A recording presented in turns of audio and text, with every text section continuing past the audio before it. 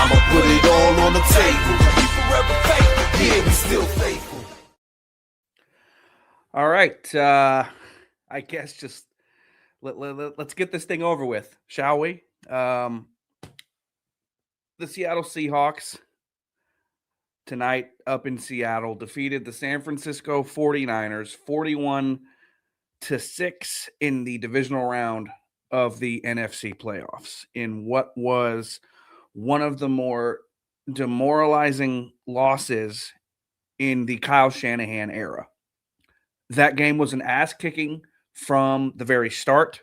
The game felt over from the opening kickoff, in which Rashid Shaheed had a 95-yard kickoff return on that opening kickoff, and it just felt like the Niners never really got off the bus. I mean, it was an ass kicking. Maybe it was BTA, as the kids like to say. It was brutal. It was bad, and I'm not the type who's going to sit up here and make excuses. This same 49ers team went on the road in hostile territory against the defending Super Bowl champions a week ago and pulled off a win. So you would think that they would be able to at least muster a better performance than what we saw tonight. But that was not the case. The Seattle Seahawks handled their business, and they are now hosting the NFC Championship game in their house against whoever wins out of the Chicago Bears and Rams game on Sunday. I don't have a ton of words for this one. I mean, I took like pages of notes. I have tons of notes here. We can go through them. I stopped taking notes with about 2 minutes left in the third quarter because what was the point? You know, I mean, the Niners dug themselves a hole in that first quarter, going down 17-0, that they just couldn't dig themselves out of. It felt over at that point. It felt insurmountable at that point. They tried to make a game of it in the second quarter. They tried to fight and claw, and credit to the 49ers for that. But they just weren't better than the Seattle Seahawks tonight, point blank, period. And it's a really shitty ending to what was a pretty remarkable season from the San Francisco 49ers, all things considered. And it was a roller coaster. It was up and down and just next man up. And it was a crazy season. But for it to end the way that it did, it's disappointing. It's disappointing. I'm not going to sit here and say that I'm like angry on the final result. Just, having sat here and watched every snap of every single game this year, I'm right now as we stand. It's 8:39 p.m. Pacific Standard Time after this divisional round game up in Seattle, and I'm not angry at this loss. I'm disappointed. And sometimes, that can be worse. It was not a well-coached game in any phase of the game. Offense, defense, special teams. Kyle Shanahan, Robert Saleh, Brant Boyer. They all got out-coached tonight. Every phase of the game, the 49ers were outplayed in this game. I mean, I see a ton of you guys in the chat. I'll get to your chats. I appreciate everyone who is tuning in tonight. I'll get to you guys, and I'll drop the link, the StreamYard link, in a little bit if anyone wants to call in and give their thoughts on this game. But I just want to talk this thing through a little bit, piece this thing together, kind of vent a little bit, I guess. Have my own little solo therapy session. Whatever you want to call it. I'm trying to rationalize in my brain what happened, what I witnessed just now. The Seahawks were more physical. They wanted it more than the 49ers did. They were more talented. They were more prepared. They were more rested. They were better than the 49ers in every aspect of this game. Period. And again, I'm not sitting here making excuses about injuries because we saw what the Niners did last week in Philly. This team is capable of some pretty remarkable stuff with the guys that they have, right? All things considered. This coaching staff is capable of a lot better than what they showed tonight. These players that we saw on the field are capable of a lot better than what they showed tonight. But sometimes it's not about how good you are, how prepared you are, how rested you are, how healthy you are. And sometimes none of that stuff matters because the other team is just better. And that's what happened tonight. And you guys know how much I hate to say that, how much it hurts me to admit that, knowing that we just got our asses kicked by the Seattle Seahawks. That was a brutal loss. I would call it a gut punch, but it's worse than that. It was bad. I don't know what else to say, man. I don't know what else to say. Let me just try and go through some of these notes here and just kind of figure out what happened, because I took, like I said, I took like pages and pages and pages of notes for this game up until about 2 minutes left in the third quarter, and then I just threw in the towel and I didn't care anymore. But opening kickoff of the game, Rashid Shaheed returns the kickoff 95 yards for a touchdown. Before anything else happens in the game, the Seattle Seahawks already have 7 points on the board. Niners, we know, playing in hostile territory against one of the best defenses in the National Football League, and you already put yourself in a hole, down 7 instantly. Not a great place to be. I mean, that was that from the opening kickoff, it felt like, okay, here we go. This is the kind of night we're going to have, and that's what happened. I mean, the opening kickoff was a microcosm of the entire night, and I knew it from the get-go that it was going to be one of those nights. And that Rashid Shaheed kickoff, just kind of opened the floodgates, really. It kind of set the tone, and the Seahawks were off and rolling. The Niners' first drive after that, they were able to let's see what happened here. They held the Seahawks to a field goal. Or no, what am I looking at here? Okay. 49ers did not score on their first possession. Seahawks get the ball back. They hold him to a field goal after they picked on D. Winters getting down the field. They picked on him in the run game. They picked on him in the passing game all night long. The Seahawks' second drive, I guess their first full possession of the game, they get a field goal to go up 10-0 before you can even blink. And at that point, the Niners were in trouble. And then they get the ball back. Jake Tonjes coughs up the football on the 49ers 42-yard line, and you give the Seahawks great field position. Few plays later, it's let's see, what do we have here? Let me make sure I look at my notes. Sorry, guys. I'm all over the place, man. I'm all over the place. Seahawks end up getting a 4-yard touchdown on their next drive to Jackson Smith-Njigba. If you told me that Jackson Smith-Njigba, I have the stats right up here in front of me.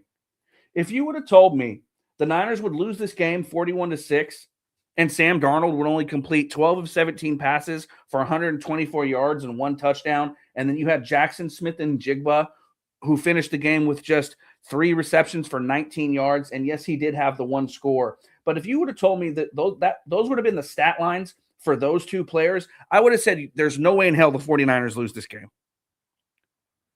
That tells you how thoroughly they dominated the 49ers in all different aspects of the game. Running the ball, special teams, defense, like every aspect of the game, the Seahawks took care of business, and the Niners didn't. Again, no excuses, because I'm already getting a lot of those comments on my videos about how Niner fans are going to make excuses and how they can't wait to hear my excuses. I'm not making any. The 49ers got outplayed in this one. Period.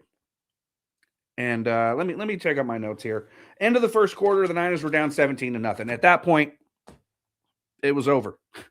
You know, for all intents and purposes, after the first quarter, the game was over. And really, it felt like it after the opening kickoff with Rashid Shaheed. It really did. The Niners, on their first drive of the second quarter, get a 40-yard field goal from Eddie Pinheiro with 11:58 remaining in the third quarter to be down 17-3. Seattle gets the ball on their next drive. Niners force a 3-and-out. Okay, the Niners are getting going. They're down 17-3. They force a 3-and-out. Maybe they can get some momentum. Maybe they can, kind of snowball some things and get the ball rolling a little bit. Brock Purdy starts dinking and dunking his way down the field. They start moving the ball a little bit. He hits Ricky Pearsall on a 3rd and 6 from the Seattle 40-yard line for what would have been a first down, except for it was ruled incomplete when Pearsall, kind of bobbled the ball, lost a little bit of control as he went to the ground. 4th and 6 from the Seattle 40-yard line, Eddie Pinheiro connects on a 56-yard field goal with 4:32 remaining. Niners are down 17-6 with just under 5 minutes to go in the first half. It's not completely out of range at that point. You think, okay, the Niners are going to get the ball to start the second half. Maybe if they can get a stop here at the end of the first half, maybe they can muster, another field goal or something. Maybe there's a chance that the 49ers can get back in this game. There was a glimmer of hope for a millisecond in the first half of this game. Let's see. Seattle's ensuing possession. Let's see. The defense held the Seahawks to a 3-and-out. Well, we thought it was going to be a 3-and-out on this drive. 3rd and 1 from the Seattle's own 29-yard line. They run a little toss play to Zach Charbonnet. He is blown up prior to the marker. However, there was a flag on the play. Holding on 49ers defensive tackle Jordan Elliott extends the Seahawks drive. Complete backbreaker at that point. The 49ers, they were grabbing the momentum. They were there. It was within reach, but then Jordan Elliott decides to commit a holding penalty that extends the Seahawks drive. They have a big reverse to Rashid Shaheed on the ensuing play. Then eventually it turns into a Kenneth Walker 8-yard touchdown with 31 seconds remaining in the first half to send this thing to halftime, 24-6. And it didn't feel good at that point. You know what you're up against. If you're the 49ers, if you're a 49er fan, you're going up against, you're going up against the juggernaut, a hell of a defense. You're down 24-6. Like, you're not in a good place. Your receivers are not getting separation. I believe going into halftime, the stat line was 49ers wide receivers only accounted for 2 receptions for like 5 yards going into halftime, I believe was the number there. Christian McCaffrey gets a stinger late in the first half, and that affected him for the rest of the game. He did return and try to tough it out. Christian McCaffrey is an absolute warrior, but, once you saw Christian McCaffrey on the sidelines, it just felt like every time the Niners had some sort of a glimmer of hope, something else would happen and make you just go, okay, yeah, this ain't our night. It's just not, right? It's just not. And Niners get the ball back to start the second half, and the Niners turn the ball over on downs on the Seahawks 45-yard line after Brock Purdy is sacked by Leonard Williams on 4th and 2. Also around that point, you find out Jake Tonjes, the 49ers reserve tight end, is, hobbling off the field. It's just one of those games, man.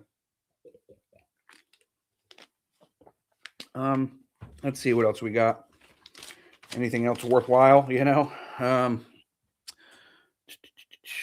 Seahawks' 5th possession of the game. They got the ball with 12:05 remaining in the third quarter, and their field goal kicker, Jason Myers, connected on a 24-yarder to go up 27-6 with 7:07 left in the third quarter. It just kept snowballing. It just never stopped. The 49ers couldn't, they couldn't stop a nosebleed. They couldn't move the ball. They couldn't find any open receivers throughout the entire game. I'll say this. The 49ers offensive line did not do as bad as I thought they were going to. They actually did better than they did in Week 18 at Levi Stadium. They gave Brock Purdy time to throw on multiple occasions in this game, but there was nobody open. The Niners had Ricky Pearsall in the lineup, and it just didn't matter. Nobody was getting open. They absolutely clamped all of the 49ers wide receivers. They were not threatened by anybody. The Niners are not explosive enough on the perimeter, not athletic enough, and it was just one of those nights, man. One of those nights. Sometimes you just don't got it, and tonight the Niners didn't have it. Niners ensuing possession. Purdy throws an interception. There's nobody open on the play. He forces something over the middle. It's picked off. I believe it was by Ernest Jones, if I'm not mistaken. Seahawks get the ball back. A few plays later, a 15-yard touchdown from Kenneth Walker. They're up 34-6 at this point with 2:23 remaining in the third quarter. And that was the point where I stopped taking notes because the writing was on the wall. And the Seahawks ended up winning this thing 41-6. The Niners never got going in this one. And wow.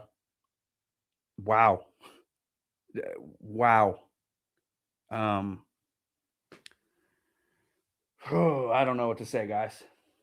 I don't know what to say. Let's look at the stat lines from this game. Like I mentioned, Sam Darnold was just 12 of 17 passing for 124 yards. He did have one touchdown. He did not throw an interception. Darnold didn't beat the Niners, but he also didn't lose the game for the Seahawks either. Darnold was fine. Everyone was wondering, was Darnold going to throw up all over himself? But Seattle did. They pulled a Jimmy Garoppolo. They pulled an Alex Smith. They took the ball out of his hands. They ran the ball down the Niners' throats. They rushed. They had 33 carries for 175 yards and 3 touchdowns. Offensively, that's where the Seahawks made their bread and butter tonight. They ran the ball down the 49ers' throats. Kenneth Walker finished with 19 carries for 116 yards and 3 scores to pace the Seahawks. I mean, it was defense, running the ball, and special teams. Hard-nosed, old-school, smash-mouth football, something you think the 49ers, would be the ones excelling at or would be equipped to stop because that's their style of play. But it didn't happen. They got hit in the mouth, and they didn't have an answer for it. Receiving wise for the Seahawks, Cooper Kupp led all their guys, 5 receptions for 60 yards. Smith and Jigba, like I mentioned, had 3 receptions for 19 yards, but he did have that 4-yard score early in the game to pace Seattle. Let's look at the Niners stat sheet. I haven't even looked at the Niners stats yet. Let's see how bad this was. Brock Purdy, 15 of 27 for 140 yards and no touchdowns and 1 interception. For some reason, it felt like he had more than one. I know he didn't, but it just felt like he had more than one. He was only sacked 2 times. Coming off that Week 18 game, it seemed like maybe he would have been sacked more than that. But like I said, the Niners' offensive line actually was not terrible to me in this game from what I saw. Rushing, let's see. Brock Purdy led the 49ers in rushing. If you would have told me that before the game, I would have bet you a steak dinner that you were wrong. Brock Purdy, 5 carries for 37 yards to lead the 49ers in rushing in this game. Christian McCaffrey, 11 carries, 35 yards. Jordan James, 5th-round rookie, made his NFL debut tonight. He had 6 carries for 28 yards, 4.7 a clip. Good to see the rookie get his first, attempts this season. I want to see more of him next year for sure. Receiving-wise, Jake Tonjes, in relief of George Kittle, led the Niners in receiving, 5 receptions for 59 yards. Christian McCaffrey right behind him with 5 receptions for 39 yards. And from there, who really cares? I mean, let's see what Ricky Pearsall ended up with in this game. Did he catch a pass? No, he didn't. Ricky Pearsall did not catch a pass. He almost had a first down, but they ruled it incomplete as it kind of hit, skirted on the ground. Ricky Pearsall did not catch a single pass in this game. So before the game, I said, and I was confident in the fact that I believed this game was going to be drastically different than the Week 18 game. I said it. I believed it. I just didn't know it in the way it was going to be different. It was different in a way that I did not expect. It was different in a negative way, not the positive way like I thought. It was a different ball game for sure, just not in the way any of us expected. I mean, wow, what a shit show. That was awful. I don't know what to say. Now the Seahawks are going to get to kick back tomorrow and see who they play next week up at Lumen. And the Niners are looking at a possibility of potentially either the Seattle Seahawks or the Los Angeles Rams playing in the Super Bowl in Levi Stadium in a couple of weeks. Think about that one, Niner fans, as if tonight was not bad enough. You could be looking at the Rams or the Seahawks potentially winning a Super Bowl in your house in a couple weeks. So I guess the Niners are going to regroup, lick their wounds, and go into the offseason and get back to the drawing board and all the other cliches and things you want to throw out there. This team needs to get more athletic. This team needs to get faster. This team needs to get stronger. This team needs to get deeper. This team has flaws. Now, again, I'm not making excuses for the injuries, but man, they got to get better. They got to get better, man. Kyle Shanahan, Robert Saleh, Brant Boyer, they did a very good coaching job this year, all things considered, with everything they had to work with, everything going against them. So it's a shame that, we didn't get to see the full potential of the 2025 49ers had they been healthy, because I think they would have been capable of some really special things had this team remained, at least moderately healthy this year. But as is the case, the San Francisco 49ers are always the most injured team in football every single year, without fail. It never ends. But that didn't stop this team. I mean, next man up was the mantra. Next man up worked all year long until it didn't, until tonight. So I'm, again, for the millionth time in this video, because I know there's going to be trolls and people talking shit in the comment section, and I don't want to hear it because I'm not making excuses. The 49ers got their ass kicked tonight, period. And God,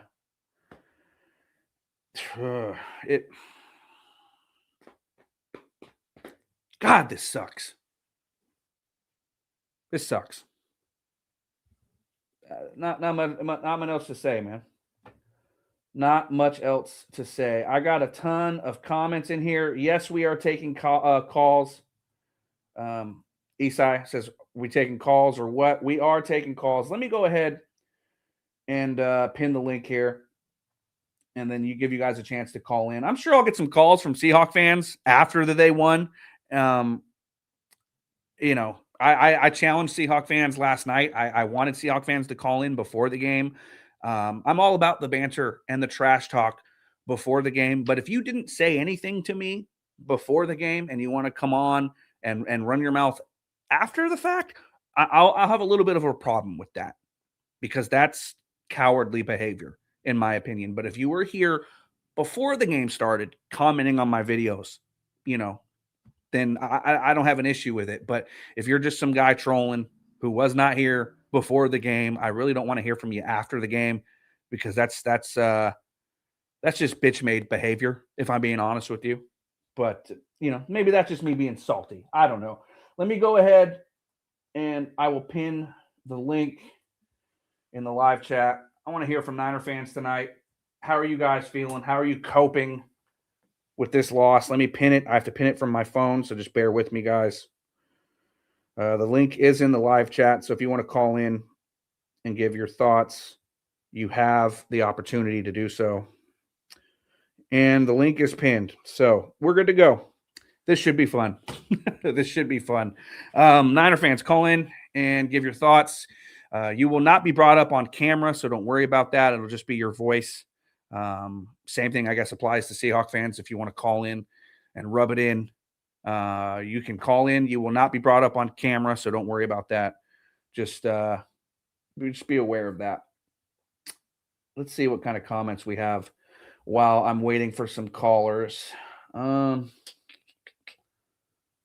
Let's see. I appreciate all you guys for tuning in. I see a bunch of you in here. Instead of naming everybody, I just want to say I appreciate everyone who is watching the stream, commenting in the live chat, who's been rocking with me here on YouTube. David Culper, long time no see, my friend. He says, "What's up, JD? It was a brutal loss, but we still had a hell of a season with the hand we were dealt." Let's see.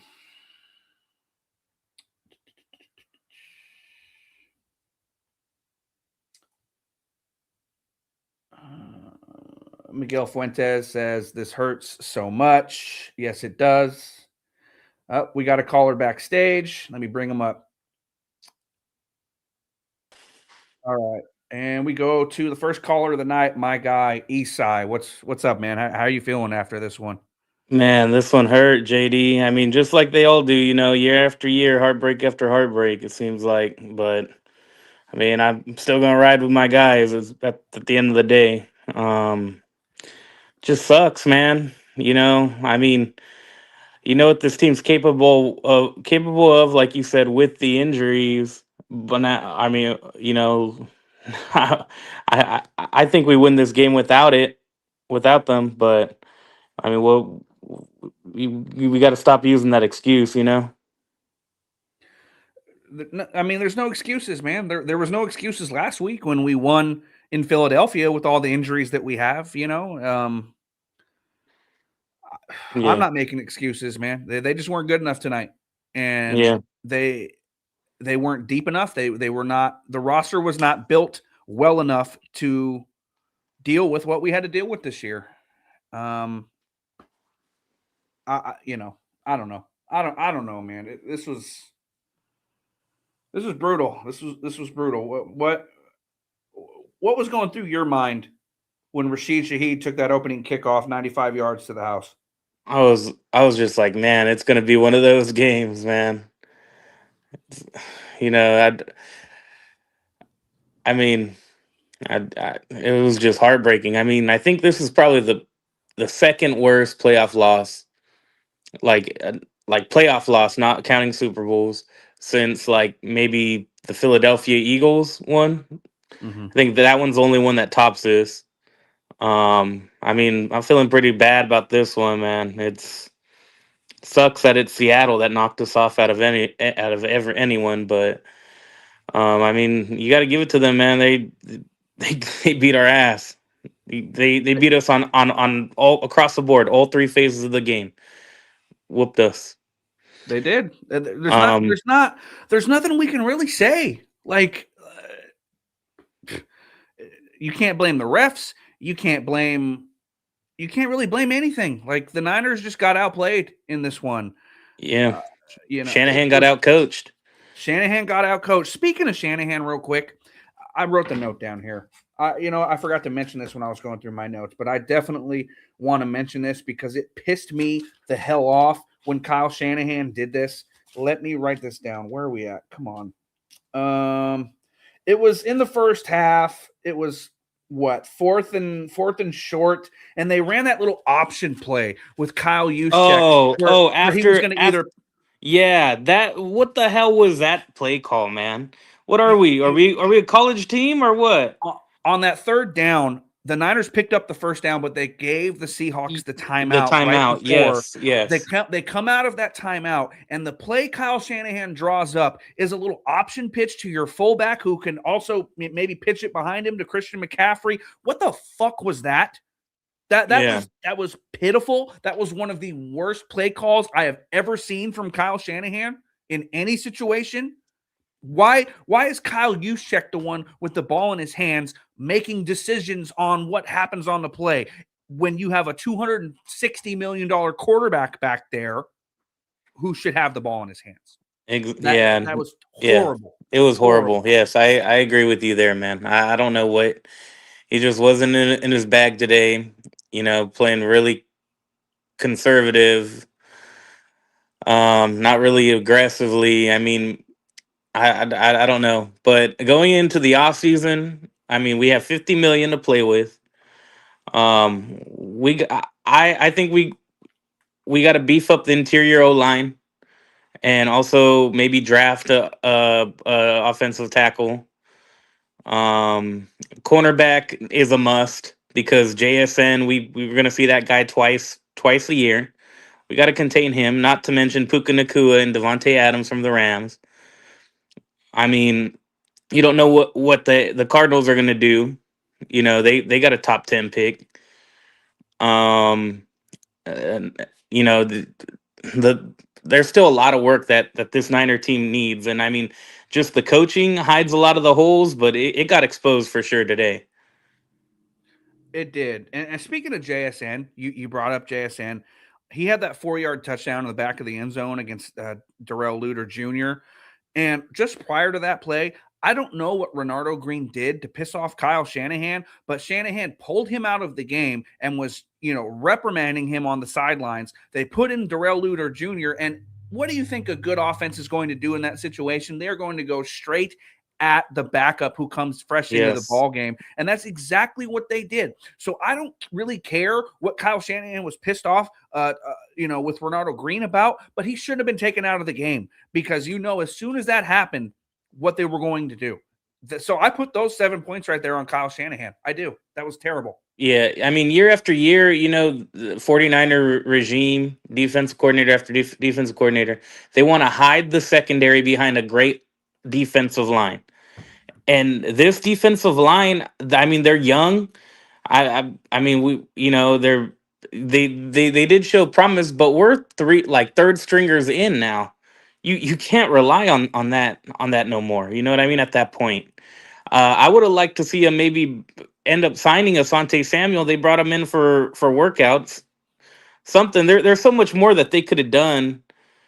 To They kind need of to beef up upgrade the this team. secondary. They need to Yeah, upgrade the secondary. They need to upgrade the pass rush. They need to hopefully not lose Robert Saleh. I mean, we could be starting over. yeah, Man, brutal, yeah, brutal. But yeah. I know. real real quick, Isai, if you have anything else, I'll let you go ahead. But I do have other callers. So what Yeah. else is on your No, no, mind? no, no, nothing else, man. It just sucks. I'm just needed a little bit of therapy, dude. Just express some of my frustration out on, man, because this loss sucked. It was brutal. It was brutal, man. Well, Isai, as always, my friend, I appreciate you calling, man. Don't be a stranger. Call back next time we're live. Yeah, for sure. Take it easy, All right, man. JD. You too. Shout out my guy Isai. Real quick, before I take the next caller, I see Jason backstage wanting to come on the show. I'll get to you, Jason, here in a second. Let me take care of let me take out some trash real quick because we have an Eagles fan who's deciding to want to be a little troll in the chat. Where you hiding? He's a Philadelphia Eagles fan who thinks for some reason he has any foot to stand on in a 49ers chat after the 49ers went to Philadelphia and punked you as you're trying to defend your Super Bowl title with basically a JV squad.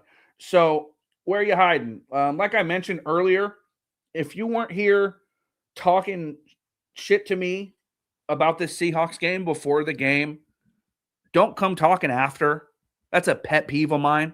That's a bitch move. And not to mention, you were on the couch this week. Your team was watching my team on the couch. You're a clown, you're a chump, and you're gone. Period. Let me take out the trash real quick. That's bitch behavior.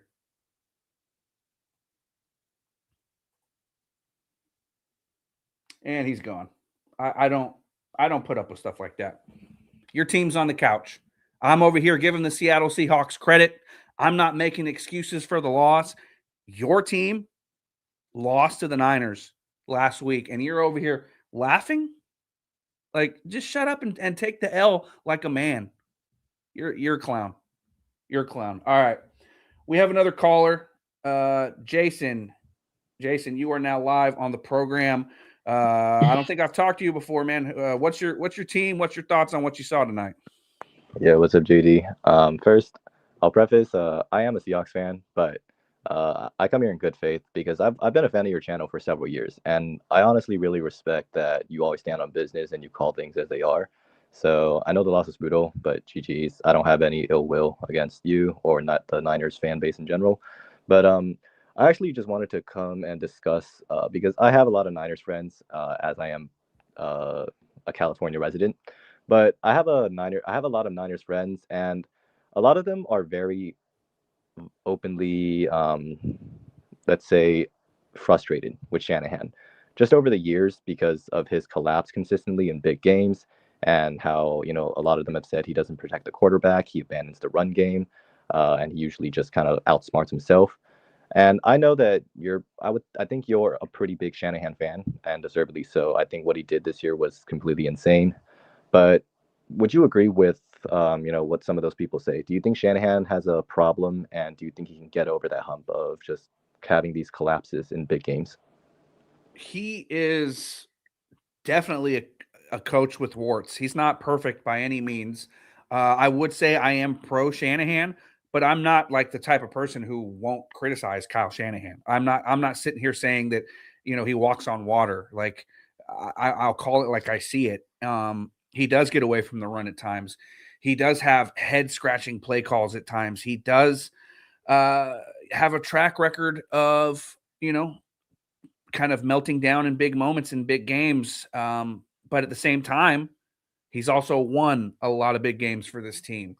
He's also constructed rosters that have gone to 2 Super Bowls and multiple NFC championship games.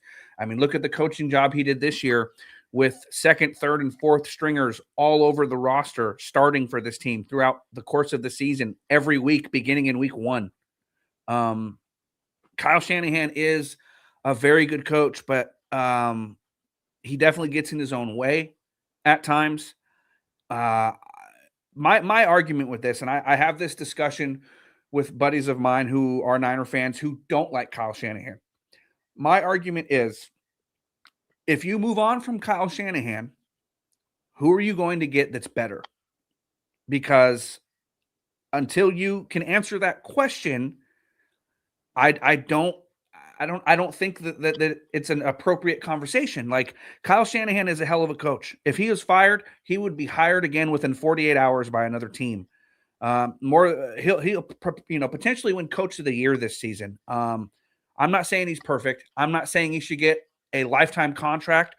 All I'm saying is it could be a hell of a lot worse. Yeah, I definitely agree because that's my main counterpoint to them also when they're on the fire Shanahan train. Because I can definitely understand, there's been so many close emotional losses in big games over the years, in the Super Bowls. So I can understand the frustration, and especially with him being a consistent issue of why he loses those games. But going forward, from my perspective, I think the Niners definitely need to beef up positions like edge rusher, and offensive line depth. But what's your outlook, and what you would hope to see from the team going forward? Because I think you guys are still a very scary team, if assuming that guys are healthy, because there's so much talent on this roster, and he always seems to get the best out of the players that he has available. So I think going into next year, what are the moves that you want to see most, for you guys to contend again? The biggest 2 areas of concern for me are wide receiver, because Brandon Ayuk is going to be off this roster in a couple of months.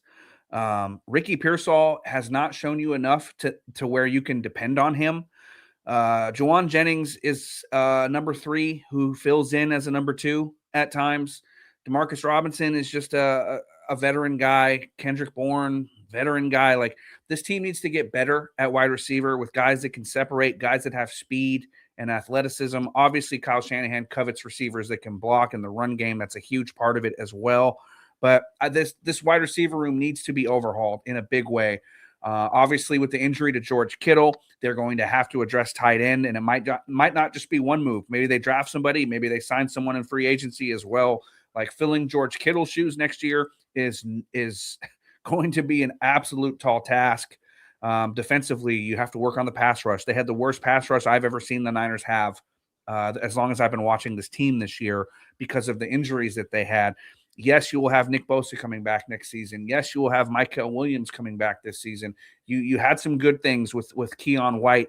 Bryce Huff was an effective player until he became an every down player due to the injuries on this team. You have youth on the interior with Alfred Collins and CJ West. You have some building blocks, but you need to add to it because they just didn't have enough pass rush this year. I mean, the secondary can use some help. I think a good pass rush, though, kind of solves a lot of things defensively for this team. You'll get more turnovers. Your corners will look better. Your safeties will look better just because the offenses that they're going against aren't going to have as much time if they're going against a consistent pass rush. And this team just didn't have that this year after like week 3. I hope that answers your questions, man. But you're a Seahawk fan, man. Like, how are you feeling after what you saw tonight from your team? Like, what makes sense of it from a Seahawks perspective for me? Yeah, for sure. So going into this game, I'd definitely say I would be lying if I said I wasn't nervous because the Niners have consistently, overcome every type of adversity up to this point. I was super impressed and surprised that they beat the Eagles, because they just found ways to keep winning. For us, I felt confident that we would win if Darnold didn't turn the ball over, which he didn't. And I think his box score looks pretty pedestrian. But I think with the team around him, I think this is exactly the type of game that we need him to play. Just don't turn the ball over, take what's available, and let the rest of the guys, take care of everything and do their job. So if he does this, for the NFC title game and potentially the Super Bowl, with the remaining opponents left, I'm very confident that we can go all the way if he limits those mistakes. And I'm very optimistic about the outlook of this team because, the majority of our roster has been built over the last few years with really good draft picks. And, it's just a testament to how well the team has really planned and built this team, after I think the signs were obvious when the Russell Wilson era was kind of coming to an end. So, yeah, I mean, I'm super excited, but what about you? Do you have any predictions, favorites? Even if it hurts you to say Seattle, who do you think's gonna take it all the way with the teams remaining? I mean, it's a toss up, man. I can't call it, especially like you saw the Denver Broncos beat the Buffalo Bills today, but Bo Nix is done for the year with a broken ankle. So all of a sudden, the number 1 seed in the AFC conceivably is more than likely going to lose next week, like you would think. Houston Texans in the AFC, their defense is absolutely for real. Aside from Seattle, the Texans have, the other best defense in the National Football League. So as long as CJ Stroud just doesn't throw up all over himself, I think the Texans are going to be the team that emerges from the AFC. As far as the NFC goes, I mean, we saw the Rams and Seahawks have one of the games of the year up in Seattle, about a month ago. So if I'm a Seahawks fan, like I'm not counting my chickens before they hatch. Like if the Rams beat Chicago on Sunday, you're going to have your hands full. And not to mention, if the Chicago Bears win, Caleb Williams is as talented as any quarterback in the league. They have weapons on offense. Their defense is not bad. They can run the hell out of the football at times. But I guess if I'm the Seahawks, I would prefer to play Chicago rather than the Rams because I think the Rams match up better. They're more familiar division opponent. But I mean, you guys have the number 1 seed. The road to the Super Bowl goes through Lumen. So until somebody knocks them off, like it's looking good for Seahawk fans. Yeah, definitely. I think like midway through the year, I wasn't sure how good we were, but I think coming like this far at this point, just seeing like it's really not easy to maintain this level of success. So many things have to go right for you in order to win a Super Bowl. And I think, now that we have a first place schedule next year, injuries might happen. This year might be one of the best opportunities, we've had in a while or will have in a while to take it all the way. So I'm definitely wary of the remaining teams in the NFC. I definitely think that whoever wins the NFC should be considered the favorite over who makes it out of the AFC. But yeah, 1 week at a time. But this is definitely a really good start.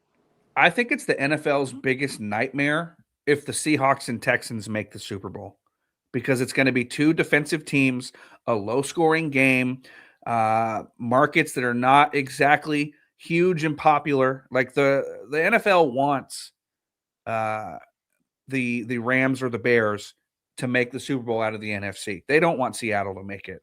On the AFC side of things, you have the Broncos. If Bo Nix was healthy, I think the NFL would love to see the Broncos in the Super Bowl. But now it's like, if I'm the NFL, I'm thinking, okay, I don't know. And then you have the Patriots and the Texans playing tomorrow. And of course, the Patriots, the NFL would probably love to see that, just because the Patriots have been one of the most, successful teams of the last 25 years. But I think if it's like the Seahawks and Texans in the Super Bowl, the NFL is going to be panicking because they're going to be worried about those Super Bowl ratings. Yeah, that's the unfortunate truth to it. I'm pretty sure, this is completely off topic, but that no call in the Rams and Saints game, like I think that's as clear as it gets, when the NFL really wants to have a specific team play in the Super Bowl. So, we'll see if that might potentially have any effect on the remainder of the playoffs. But I'm actually surprised that you have Houston making it over New England, because I really respect their defense. I think it's better than ours. But given how shaky CJ Stroud has looked, and there's no Nico Collins tomorrow, the Patriots were actually my pick to make it out of the AFC. Are you not as high on them, as some other people? I just think that with DeMeco Ryans and that defense, the Texans can kind of do whatever they want as long as CJ Stroud doesn't melt down completely. I know he'll be without his top target, Nico Collins, in that game, but as long as they have that defense, I think they can kind of go wherever they want. Their defense is that good. Yeah.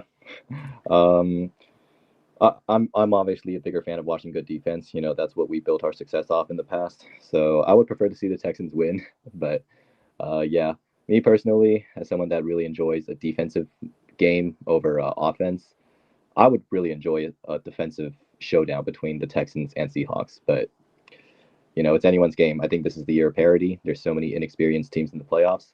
But I'm very excited to see how the rest of the matchups play out, because I think tomorrow's slate of games are going to be very competitive and very fun. I agree. Well, hey, Jason, man, I appreciate the call. Seahawks fan or not, you guys got the win, man. No excuses here. I will let you go and celebrate. I'm gonna move on, but thank you again for calling, man. Appreciate it, JD. Thank you. It's a really nice pleasure to finally be on your channel, and GG's. Best of luck for you guys next year. All righty. That was probably the most cordial conversation I've ever had with a Seahawks fan. That was funny. If anyone else wants to call in, now's your chance. I know we went off on a little bit of a tangent there about some of the other matchups, but Niner fans, how are we feeling, man? How are we doing? After what we all just witnessed, like, how are we doing? I don't know. I think I've kind of said it all at this point, but if anyone else wants to call in and give their thoughts, if any other Seahawk fans want to call and rub it in, the StreamYard link is down below in the live chat. The link is pinned. You can call in, give your thoughts. I'm seeing a lot of Seahawk fans that were not around prior to tonight, in my live chat, but that's fine. I've been doing this YouTube thing on and off since 2009. It's not unexpected. I know how this works, but it's just funny. That's all. Just funny. All right. If we're not going to get any more callers, guys, I think I'm going to go ahead and wrap it up. I need to go go take some aspirin and lay down. And I don't know. What an ass kicking. What a brutal ass kicking. And now we're going to be focusing on the off season. We're going to be shifting to the off season. I will still be dropping content. I know I've been, hit or miss this season. But once the off season gets going, you guys know how I roll. I love the off season. Coincidentally, like I love the transactions and the rumors and the conjecture and the speculation. And I love everything that the off season brings. And I love coming on here and kind of talking my way through the off season with you guys, because it helps make the off season go by faster. It helps make things interesting. And I'm looking forward to what the Niners can do in the coming months to improve this team, because they do have a lot to build on. They do. I mean, overall, this season was a net positive for this team, all things considered. A lot of good things to build on off of this year. Obviously, the way that it ended, nobody wants that. It's going to sting, and we're going to hear about it for a long time, especially if the Seahawks end up going to the Super Bowl and hoisting a Lombardi in our house in a couple of weeks. We'll never hear the end of it. But, what can you do? What can you do, man? It's like they say, maybe next year, right? So with that, I'm going to go ahead and wrap this thing up, guys. I appreciate everyone who has rocked with me this year, especially lately as I've been dropping a bunch of content. Appreciate all my Niner fans out there who have shown love to the channel. If you guys want to help support the channel, and I try not to plug this too often, I will be getting channel memberships and super chats and things like that going eventually, pretty soon, hopefully. But if anyone wants to help support the channel and you appreciate the content and you just want to show me some love, my Cash App information is below. My cash tag is JD49TD. If anyone wants to show some love, you don't have to, but I wanted to throw that out there because, I don't know. Send your boy some beer money. I might need it after tonight. I don't know. But with that, I will be back soon, guys. We're going to have plenty to talk about this off season. So hang in there. It'll get better. But that's all I got, man. I appreciate everyone again for rocking with me, and I will talk to you guys all very, very soon. Just hang in there, guys.